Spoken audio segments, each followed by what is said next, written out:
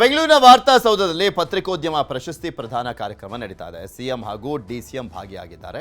2024ನೇ ಸಾಲಿನ ವಡ್ಡರ್ಸೆ ರಘುರಾಮ್ ಶೆಟ್ಟಿ ಸಾಮಾಜಿಕ ನ್ಯಾಯ ಪತ್ರಿಕೋದ್ಯಮ ಪ್ರಶಸ್ತಿಯನ್ನು ಪತ್ರಕರ್ತ ಡಿ ಉಮಾಪತಿ ಅವರಿಗೆ ನೀಡಲಾಗುತ್ತದೆ.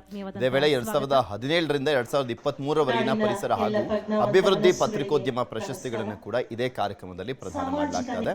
ಡಿ ಉಮಾಪತಿ ಸೇರಿದಂತೆ 15 ಜನರಿಗೆ ಪತ್ರಿಕೋದ್ಯಮ ಪ್ರಶಸ್ತಿಗಳನ್ನು ಪ್ರದಾನ ಮಾಡಲಾಗುತ್ತದೆ. ನಗರಾಭಿವೃದ್ಧಿ ಮತ್ತು ಯೋಜನೆ ಸಚಿವರಾಗಿರುವಂತಹ ಶ್ರೀ ಭೈರತಿ ಸುರೇಶ್ ಅವರು ಆಗಮಿಸಿದ್ದಾರೆ. ನಿಮಗಿದು ಆತ್ಮೀಯವಾದಂತಹ ಸ್ವಾಗತ. ನಾಡಿನ ಎಲ್ಲ ಪ್ರಜ್ಞಾವಂತ ಮನಸ್ಸುಗಳಿಗೆ ನಮಸ್ಕಾರ. ಈ ಸರ್ಕಾರ ಬಂದ ಮೇಲೆ ಕೊಟ್ಟರು. ಈಗ ಪರಿಸರ ಉದ್ಯಮ 7 ವರ್ಷ ಪೆಂಡಿಂಗ್ ಇತ್ತು. ಇದೇ ಮುಖ್ಯಮಂತ್ರಿ ಇದೇ ಸರ್ಕಾರ ಸಮಿತಿ ರಚನೆ ಮಾಡಿ ಅದನ್ನು ಕಾರ್ಯ ಒಂದು ಹಂತಕ್ಕೆ ತಂದಿದ್ದಾರೆ. ಉದ್ಯಮ ಪತ್ರಕಾರಿತೆ ಅದು ಕೂಡ ಸೇಮ್ ಹಂತದಲ್ಲಿ. ಸಾಮಾಜಿಕ ಸಿದ್ದರಾಮಯ್ಯನವರು ನಮ್ಮ ಹೆಮ್ಮೆಯ ಸನ್ಮಾನ್ಯ ಮುಖ್ಯಮಂತ್ರಿಗಳು ಆಗಮಿಸಿದ್ದಾರೆ. ಸ್ವಾಗತಿಸೋಣ ಬಂಧುಗಳೇ. ನಗರಾಭಿವೃದ್ಧಿ ಮತ್ತು ಯೋಜನೆ ಸಚಿವರಾಗಿರುವಂತಹ ಶ್ರೀ ಭೈರತಿ ಸುರೇಶ್ ಅವರು ಆಗಮಿಸಿದ್ದಾರೆ. ನಿಮಗಿದು ಆತ್ಮೀಯವಾದಂತಹ ಸ್ವಾಗತ. ನಾಡಿನ ಎಲ್ಲ ಪ್ರಜ್ಞಾವಂತ ಮನಸ್ಸುಗಳಿಗೆ ನಮಸ್ಕಾರ. ಸಾಮಾಜಿಕ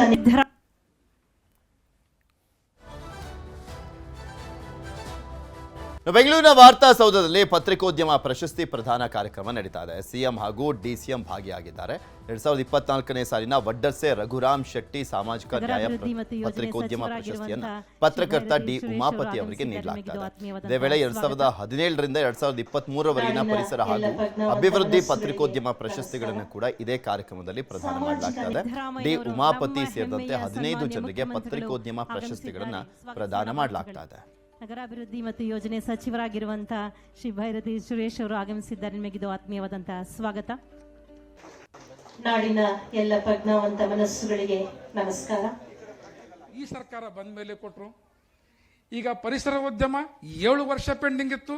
ಇದೇ ಮುಖ್ಯಮಂತ್ರಿ ಇದೇ ಸರ್ಕಾರ ಸಮಿತಿ ರಚನೆ ಮಾಡಿ ಅದನ್ನು ಕಾರ್ಯ ಒಂದು ಹಂತಕ್ಕೆ ತಂದಿದ್ದಾರೆ.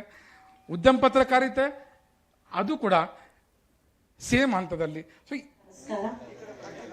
ಸಾಮಾಜಿಕ ಸಿದ್ದರಾಮಯ್ಯನವರು ನಮ್ಮ ಹೆಮ್ಮೆಯ ಸನ್ಮಾನ್ಯ ಮುಖ್ಯಮಂತ್ರಿಗಳು ಆಗಮಿಸಿದ್ದಾರೆ. ಸ್ವಾಗತಿಸೋಣ ಬಂಧುಗಳೇ.